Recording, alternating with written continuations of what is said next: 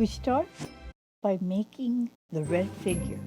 I pull a stocking over my head, adjust it around my neck, pulling out the ponytail.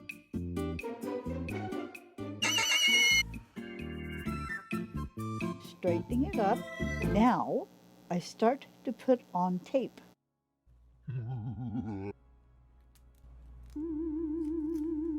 As I do, I feel almost like a little mummy. I will admit that this caused me some anxiety. Turning around to each side, I make sure that it's patted down flat to the head. Here I have cut it away from my head and I'm showing you back side of it, the front side of it. Take a small amount of baby powder, sprinkle it onto the interior of the head. Takes away the stickiness of the masking tape and gives a release agent for the sculpture.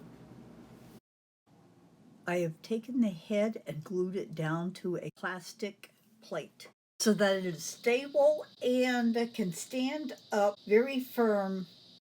The head mold is complete. Now we need to give it structure and support. The packing peanuts will do that. Now I've turned the head upside down and put 3 holes into the bottom. These are escape holes for air. This is a product called Great Stuff. It has a nozzle and a trigger for the holes in the bottom of the plate.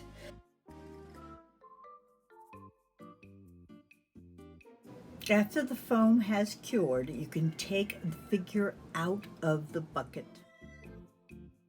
Take the tape off the figure, and as you see, it is kind of bumpy and has places that I needed to add more foam into it, such as this one. Using bits of foam pieces, silicone caulking, and a product called Power Grab. Great foam adhesive. Very powerful, very sticky.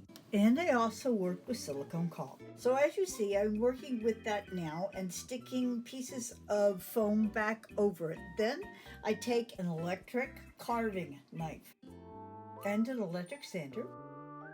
And there you are, all complete. I've coated it with latex so the foam won't dry up and fall off. This is how it looks as a hat making head. However, I'm also a sculptor and I wanted to see what it would look like with a coat of paint on it.